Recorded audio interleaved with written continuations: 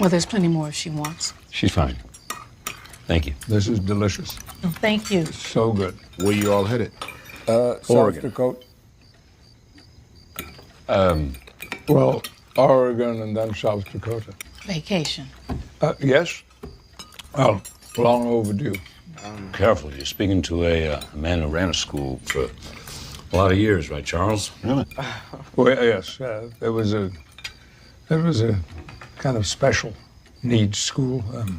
Yeah, that's a good description. He was there too. Oh, yeah, no, I got kicked out a few times. I wish I could say you were a good pupil, but the words would choke me.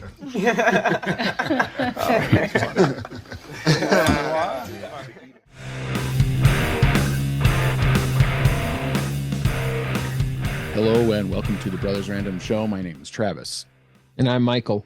And we are two ordinary brothers discussing extraordinary ideas and some random shit. Michael, why are we here? Today we're talking about in preparation for Deadpool and Wolverine. We are talking about Logan, going to review the movie that came out in 2017, starring Hugh Jackman and Patrick Stewart. Do you want to start? Do you want to do that over again? Should we do that again? Yeah, let me reopen. Not Patrick Swayze. Not Dirty Dancing. Dirty Dancing. Or Chippendales. Marcy, music.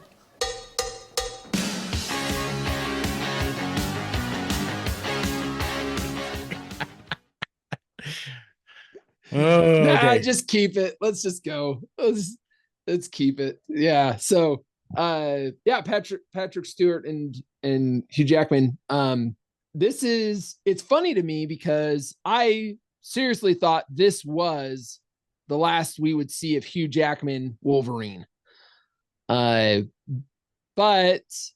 Ryan Reynolds, I guess, had other plans.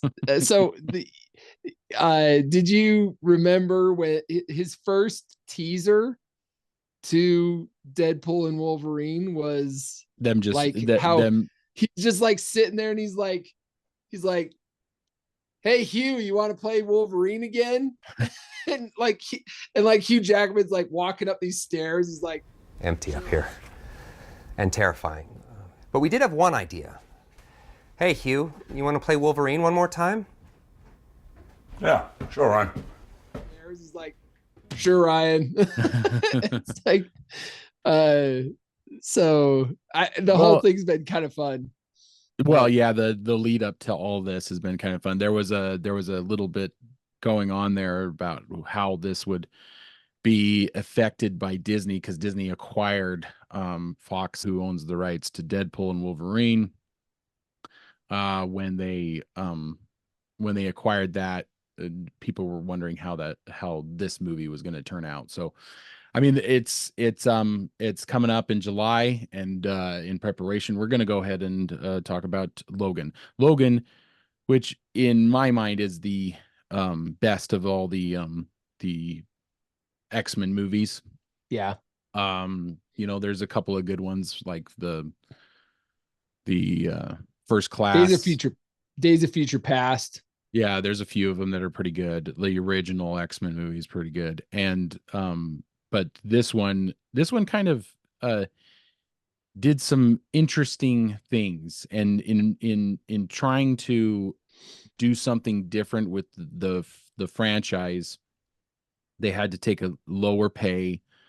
They made it for a much smaller budget than most X-Men movies. Mm-hmm. It did really well, and it's on everybody's list as like probably the best X-Men movie. It got an R rating. And yeah, first X-Men movie to have an R rating. Yeah. Probably one of the first of the superheroes that had an R rating. That, I mean, in the new superhero day and age, I know like Blade was R. Blade was R in the 90s. But since the big Marvel uptick in superhero movies, this is the first R-rated. Or wait, not the first. Deadpool would have been the first, right? Yeah, and then James Mangold directed it and wrote it. And I mean, he's gotten a lot of flack recently for doing the newest Indiana Jones, which was terrible. But the guy knows how to make a good movie. I mean, he did that. He did Ford versus Ferrari, and he did Walk the Line. You know, a lot of he's had a pretty good track record. But this is my favorite, mainly because they start taking away the powers of Logan, his instant healing powers. And they kind of explain it roughly as like the metal that was put into his body when he was younger was slowly starting to seep into his bloodstream and was starting to make him age and not heal as quickly. Which any good, any good superhero movie is going to have a superhero with weaknesses.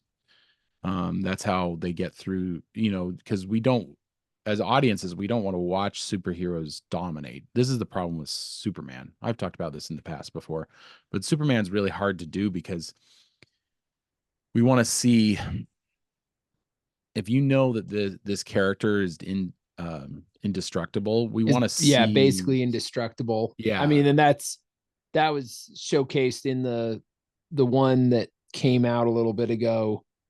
They basically did it just to keep the rights where he gets shot in the eye. Oh, that's the Superman bullet. Returns. Yeah. And it's like yeah. It's like,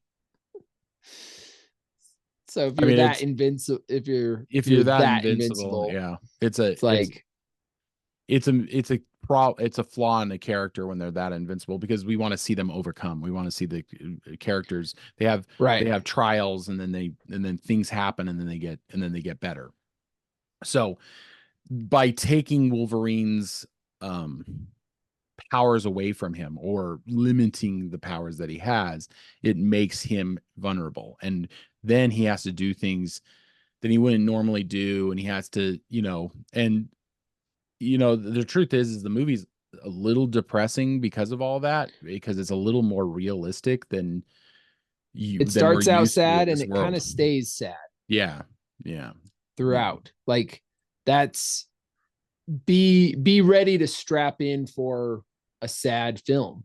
Yeah. Because that's kind of what this is. Now, I want to say this is a redo of Old Man Logan. Yeah, the comic book. The comic books. Yeah. Which was that sad. It's inspirational. It takes inspiration from him. They're not exactly the same, but right. But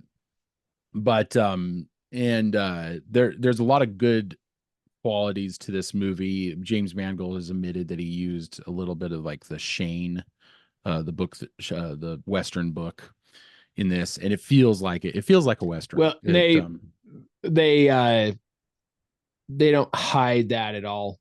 No, they don't. They let you know that this is, they wear it on their sleeve in this film, where you see her watching. Well, we should clips. We should say.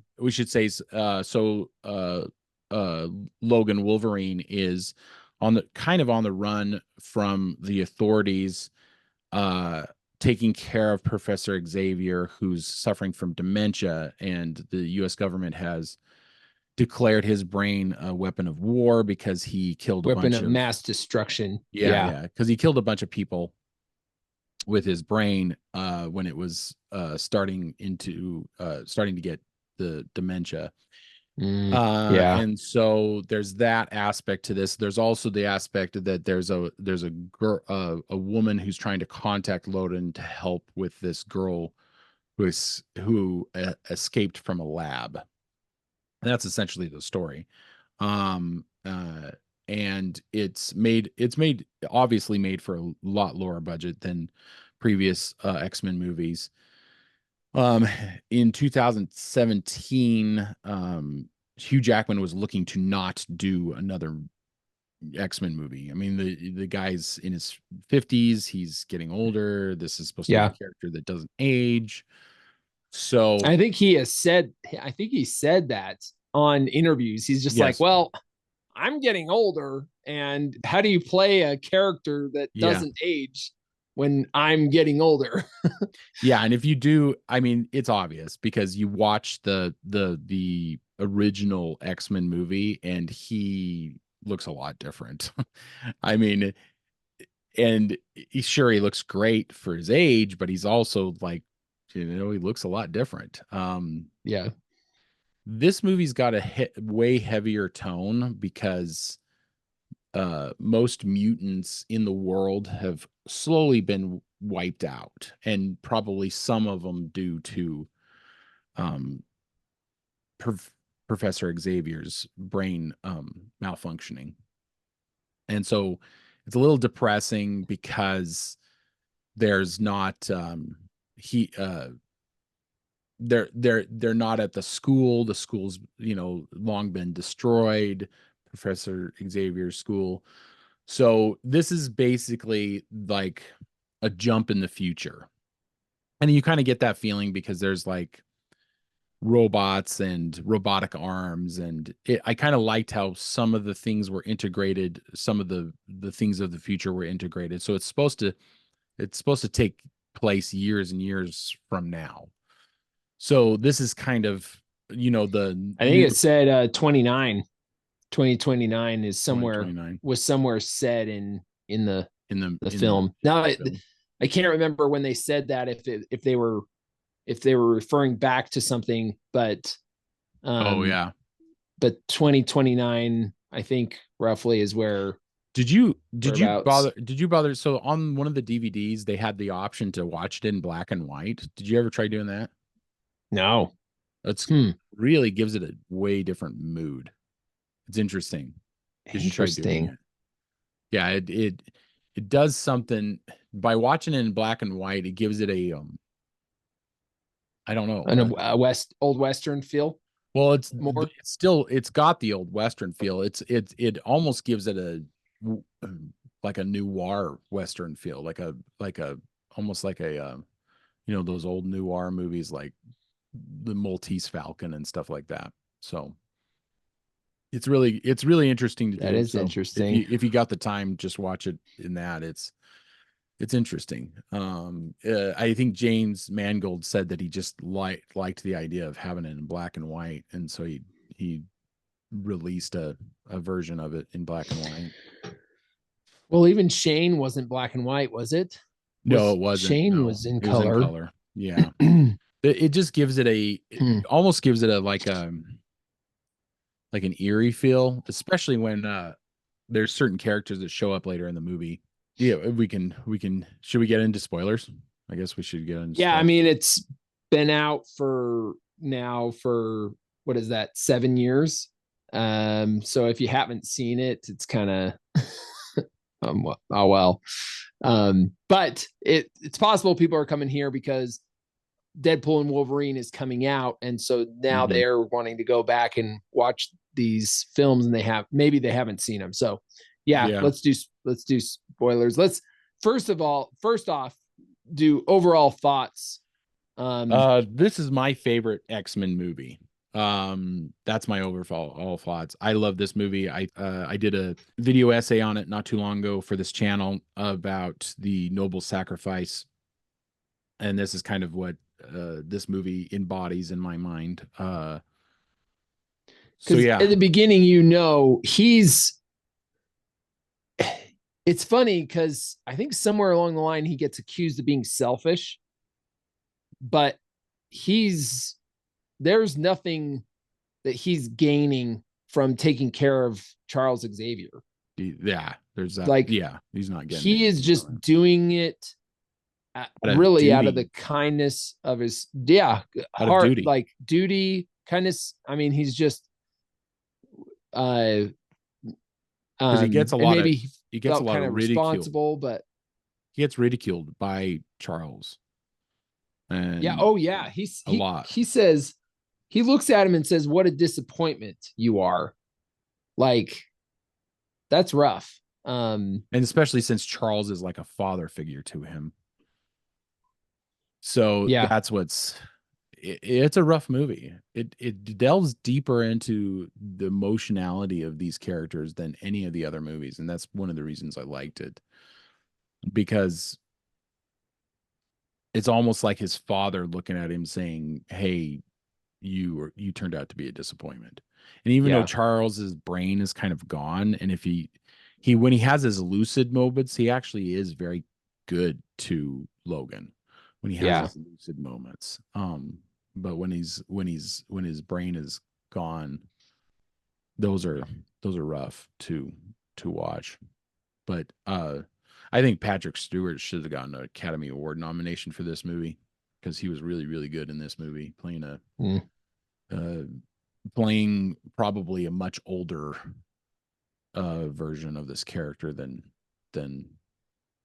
we've previously seen, and older than Patrick Stewart is a older gentleman now, but he's not as old as this character he's portraying this character. So Yeah. um Yeah. I love this film. Um, I it is sad. It is a sad film. yeah, And I'd kind of forgotten how kind of like slow, not slow, but just how methodical. slow burn and sad this film is. And I do have one critique, and that is the music. Whoever did the score for it, I was kind of unimpressed By the score. by the score. Yeah, I was I was watching it and I was just like, I actually think that different music at this time would have been a better done a lot for this moment. But that was just one this kind of small critique that I had of it.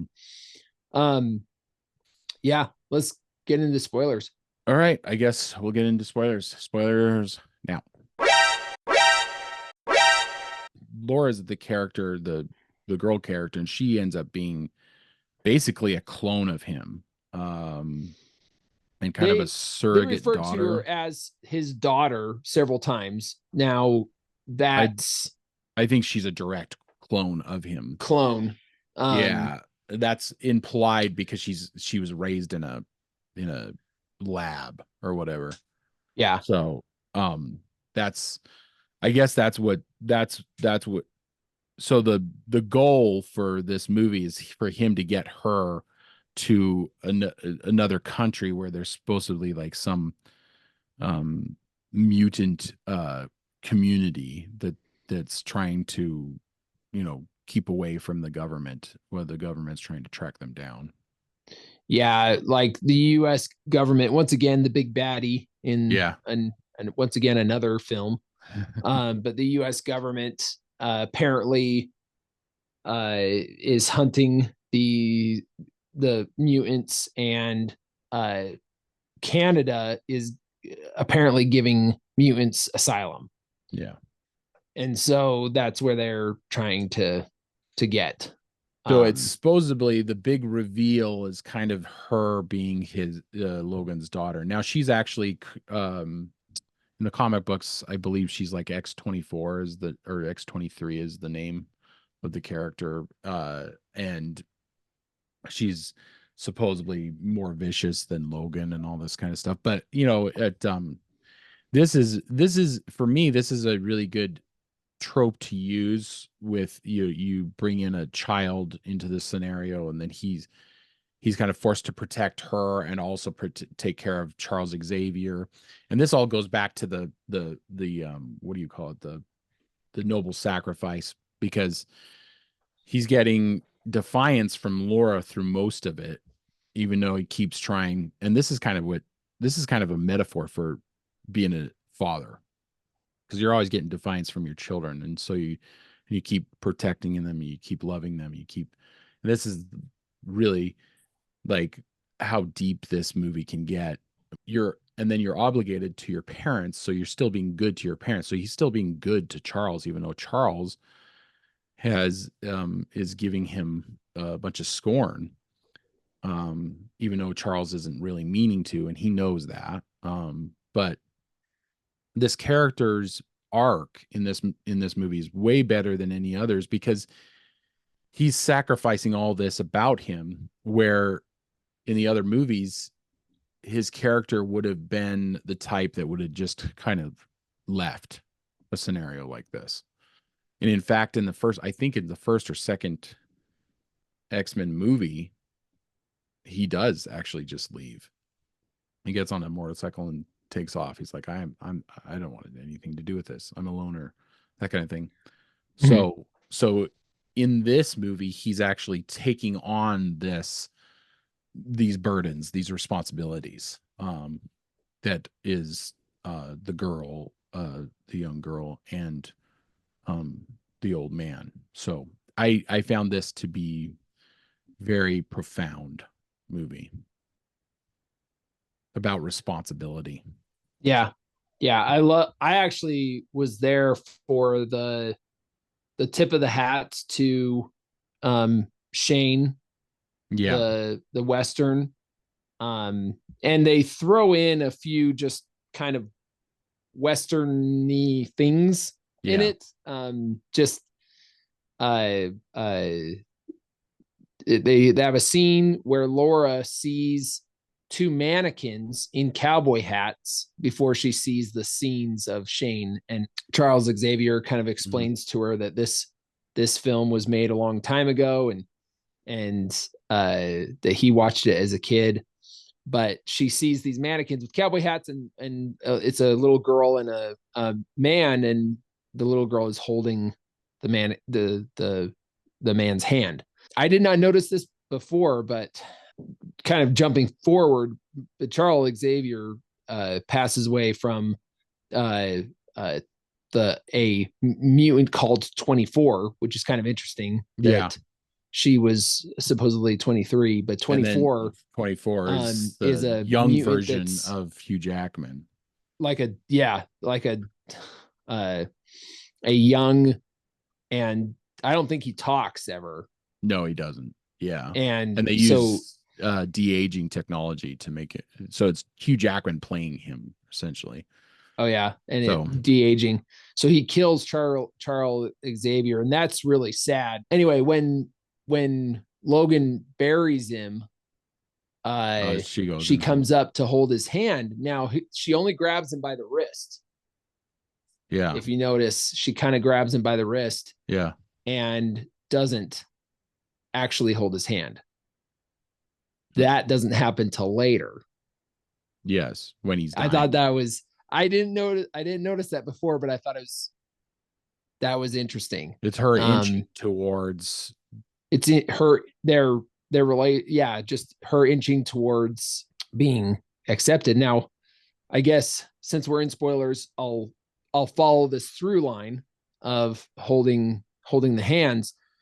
Now, I don't know that they did this on purpose, but it's interesting that in the previous film that came out that was about Wolverine, and it's called The Wolverine, where he goes to Japan.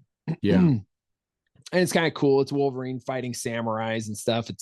It's kind of neat. I wouldn't say it was a great film, but it was good. It was entertaining. There's a mutant that he befriends that is a mutant that sees people's deaths.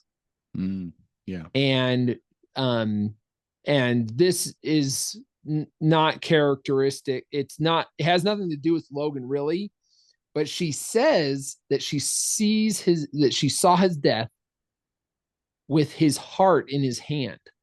She says there's blood everywhere and you're holding your heart in your hand. Well, and then they end this one with him holding Laura's hand. Yeah. Which would be his, his surrogate daughter, his real daughter, who knows, but anyway, it's his daughter. Yeah. And so yeah, the spoiler is that he dies, Yeah, so that's he dies, big spoiler. But she comes and she holds his hand. And that's why I thought it was poignant that even in that moment when Charles Xavier died, she kind of went to go hold his hand, but didn't. That Yeah. didn't happen until his death. So Yeah, that's interesting. I like that. It's visual storytelling. It's telling yeah. this is how these characters Mm-hmm. are moving along. And that, And go ahead. let me, if I the visual storytelling also with Charles Xavier was beautiful, because they had planned on getting the sun chaser, a boat. Mm-hmm. And it was so sad when the their 24 their goal is to try to get this boat and go out on the ocean where Charles Yeah. cannot contact people with his brain and kill them. So Yeah. Logan's whole, that's his goal in this movie, right up until Laura kind of makes them do something different, yeah. kind of puts a wrench in Yeah. all their plans. Yeah. But finish your thought. Well, just that when the clone of Mm-hmm. Wolverine stabs Charles Xavier, Logan grabs him and is gonna throw him in the truck to take him to get medical attention, and he taps the side of the truck and he's like, "Oh, this is our boat. This is our boat." I didn't notice that. That's sad. Yeah, Because his brain is already gone, and yeah, so he's sitting there thinking he's not quite there, but he's like, thinking, "Oh, we've made it." we made Like it in to the boat. those last moments, he's like, "Oh, we've made it to our goal. boat, and it's our sun chaser." How sad. That's a sad. And then, what a sad movie, right? It's just maybe you don't want your comic book movies to be this what do you call it, sad and kind of remorseful, and well, and maybe it might be a call to enjoy the good moments while you can, because it was that night that they had dinner with this family. oh yeah, and they're just having a good time around the table. Everybody's kind of laughing, and they're just kind of laughing and having a good time around the table. and Laura's looking around like, this is how a family acts. This is what a family does. And that's what Charles says, is he's like, that's the best night I've had in a long time. Yeah. Well, and you got to think, he's a man who's dedicated his life to trying to make this family of school children, and it's all fallen apart. And so when he gets a glimpse of all that back, yeah, it's a heavy movie. That's for sure. Yeah, because I mean, and they ended up in that situation because a family ran off the road and their horses got out of their trailer, which doesn't happen. That's Hollywood for you. That's Hollywood for you. They don't know how horse trailers work. Yeah, it's like that's not a thing. The horse trailer door doesn't just fly open. And and the horses are out and almost getting hit by these semi trucks, and Charles is like, "Let's help him, Logan," and he's like, somebody else will come along, and then Charles is like, "We have come along," and so they go help him get their horses. That's like the Good Samaritan. It's like, when you get a chance to help people, try to help them, Yeah. I remember there was this one time when I was at an intersection and this guy's car had completely stalled out, and I was going to go around, and my wife was like, no, we should help this guy out. So I get out and I kind of help him push the car out of the way, and he starts getting out his wallet to try to pay me. I was like, don't do that. Just pay it forward, man. You're good. And I got in the car and we drove away. But it's just when you can, try to help people out kind of scenario. So there's a lot of good qualities to this movie. This movie was really well done, even though they kind of scaled it back. They're not, something that's annoyed me about superhero movies for a while is like there's always the beam in the sky that spells imminent doom or whatever, like The whole world is going to end. the whole world's going to end, and like and then they have Thanos all these... has got the Infinity Gauntlet, and there's power coming from it, and everybody's grabbing at it, and there's there's a beam in the but sky. Also they level cities, like just level levels. cities. This is a level city. Everyone now. dies. It's like, guys, what? So when you try to save people, but like this city is leveled. Yeah, when stories are scaled back like this, it's great. It's just fun, They're scaled back. They're telling a deeper, more thought-provoking story about family, about loss, about old age. There's all these things, Hugh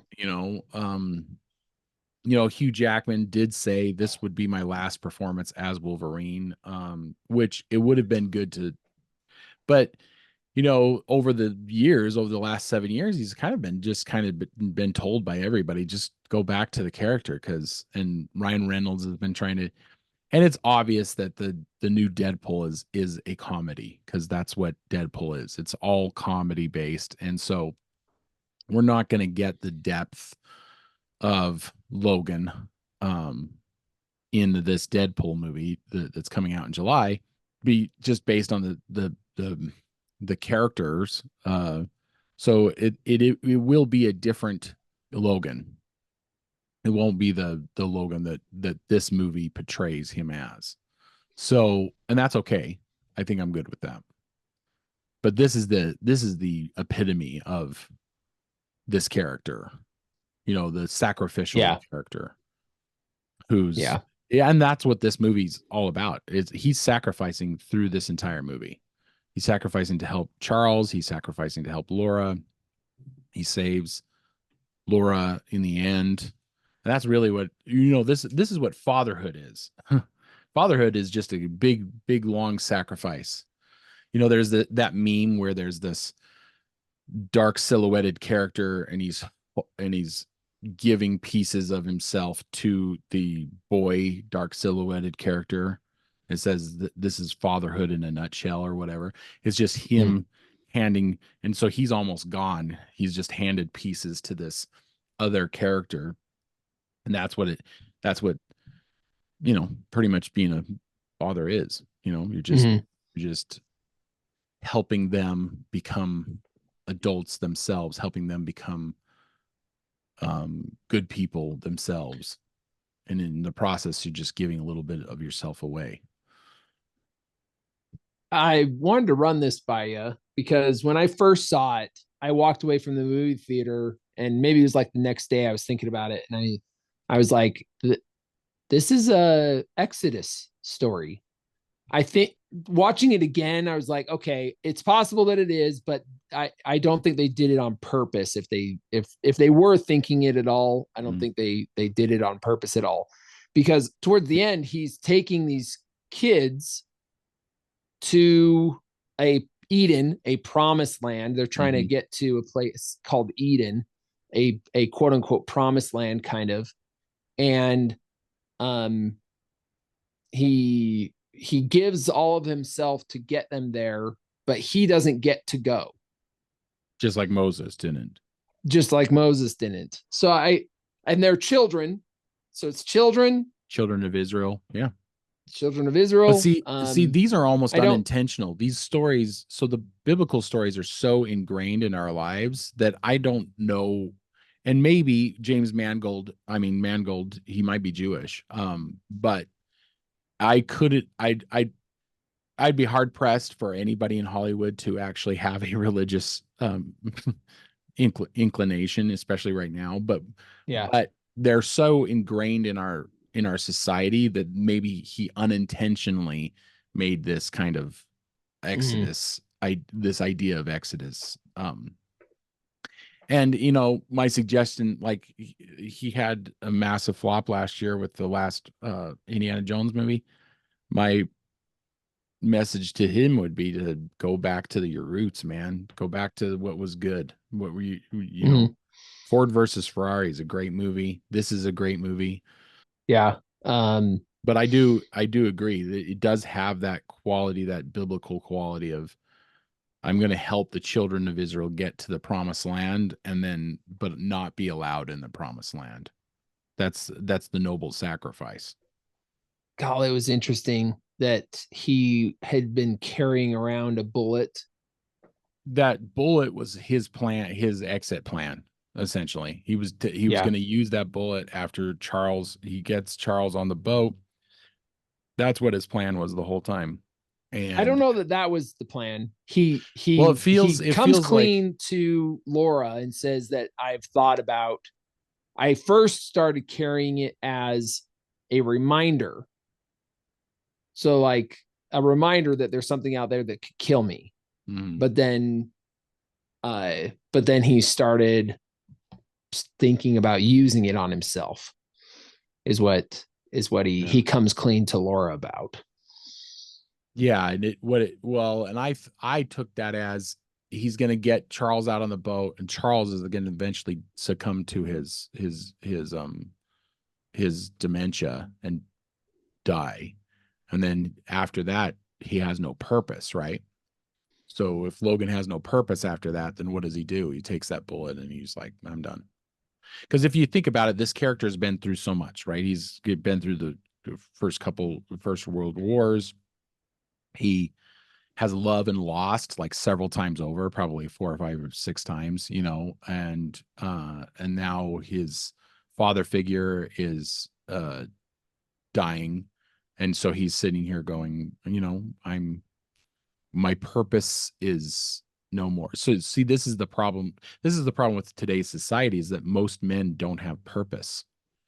And if society has told you that your masculinity is evil and you are bad, and I don't have a family, or I'm not, or my family's left me or whatever. So men are like going, oh, I'm purposeless. Viktor Frankl's whole psychological work is based on the logos therapy, which is you must find purpose in your life. You must have purpose to continue on in what is essentially a very hard thing to continue on through. So logos therapy says you find purpose. Well, if we've got an entire generation of young men or don't have purpose, Logan, once Charles and Laura are taken care of, he has no more purpose.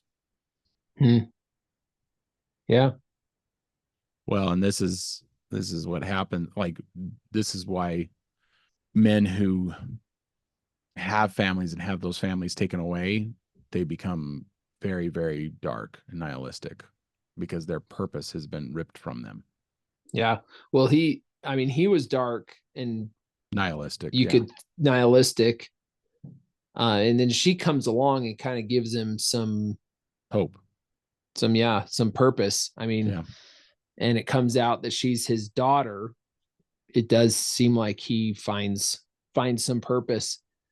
And do you think that that's what he meant? Well, he's dying. He says, this is what it feels like. I think there's double meanings in it. So one is this is what it feels like to die, because he's lived for so long. He's probably lived for 200 years or whatever. 150 years. This is what it feels like to be loved. And the other double meaning is this is what it feels like to be loved. Like, because and what's the purest form of love, right? It's not romantic love. Romantic love is not the purest form of love. And our society is kind of like, because that comes and goes. Romantic love comes and goes, and it's often contingent on whether the other person is actually still into the relationship.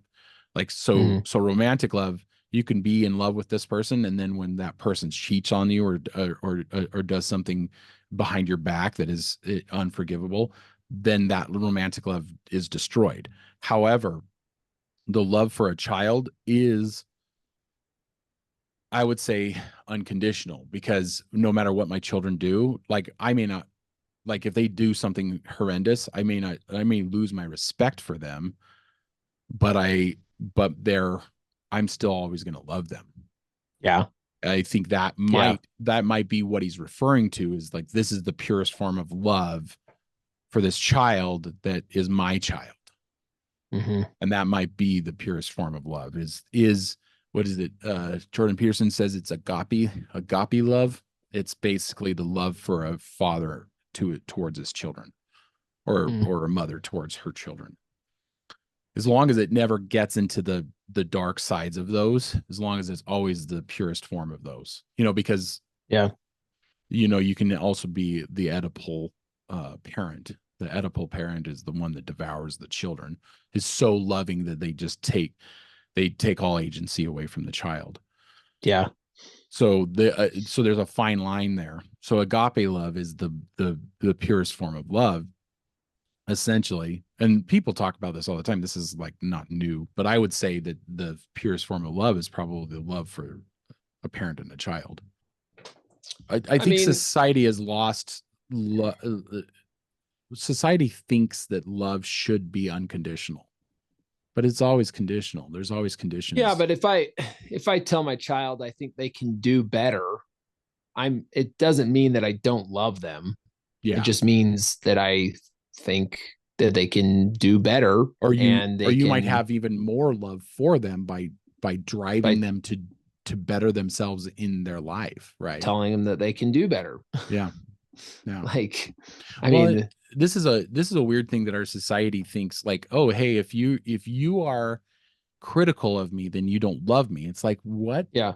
Where does that come from? No, I'm critical of you because I love you, because I know what you could do. Like, that's the biggest bunk that our whole society has pushed on the youth. Yeah, I mean, it's stupid. Anything else you want to add to that? I liked what she was saying from Shane. Now run on home. So she says she hears it in the film while her and Charles are watching it, and then she repeats it when when they bury Logan. And that's now run off home to your mother and tell her there are no more guns in the valley. And I just thought that was interesting. It's like there's peace, right? So like oh yeah. So he's a war trodden immortal, and he's probably not had peace in his life. Yeah. And so what she's saying is like, now there's dead. peace. Now there's peace. Yeah. And that was one of the things, I didn't write that down, but that's one of the things he says. He says, once you've killed a man, you're branded, and you're branded that for life. And there's no getting away from that. Mm-hmm. But then, and that's been Logan, that's been the Wolverine. He's been a warrior. He's been a kind of monstrous and fighter all of his life, right? And hence the name. Like when he says, he just says, people who are close to me get hurt. Yeah, that is just what happens. But then he found peace. And that last shot is beautiful, when she takes the cross on the grave and slightly turns it, and it's the X for X-Men. Mm-hmm. Yeah, it's a great movie. It's a great way to end the X-Men franchise. They won't end it because Hollywood can't let a good story sit because there's too much money in it, really. So with Deadpool, I think he's gonna come and talk to Logan, Mhm. and that's not going to work out. And then he's going to go talk to a different Yeah,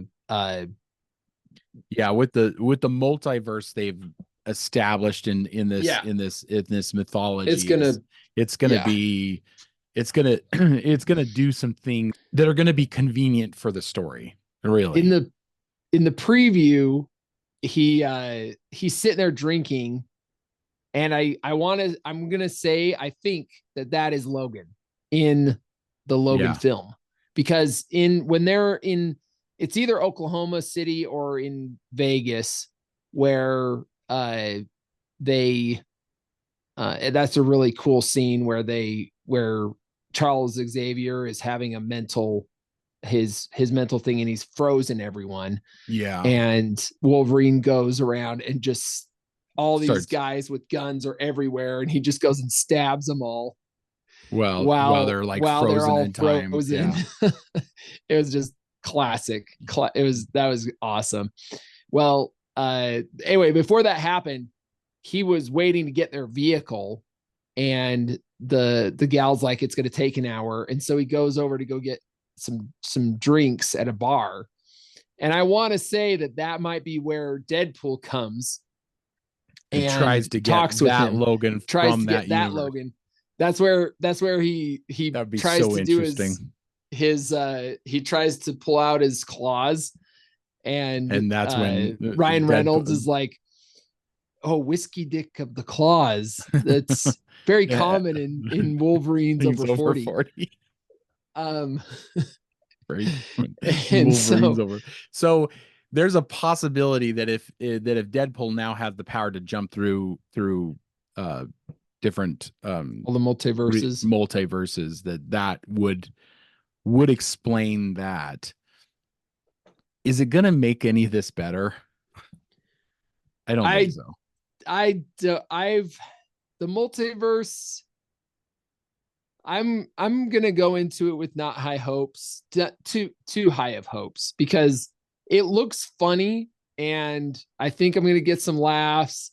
Yeah. And watching Hugh Jackman as Wolverine being like, let's fucking go. Yeah. That looks cool. There's gonna be some cool moments and stuff. Strap in for the ride. But the multiverse stuff, it's hit and miss with me. I don't know. After this movie, if they don't retire it, it might end up being really overplayed, I think. I mean, we still got the Miles Morales Spider-Man. We got the last one of those coming. Yeah. And that all is multiverse stuff. Multiverse is a very compelling and very convenient storytelling trope.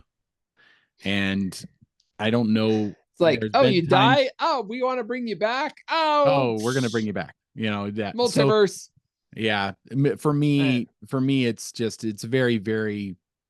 very convenient for storytelling, because then you can always find a way out of stuff. You can always, I don't know. I've seen it done well, and I've seen it done terrible. It could be good. So guess we'll find out in July.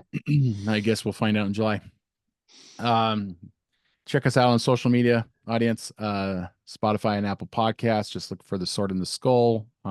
If you're listening to this and not watching it, please go to YouTube, put a like, share, and subscribe. That helps us with our algorithms. Everybody, in the meantime, keep watching, keep listening, in the meantime, everybody, keep watching, keep reading. What the hell is wrong with me today? In the meantime, everybody, keep reading, keep watching. Jeez. How about we just stay dangerous? Stay dangerous, brother. Stay dangerous.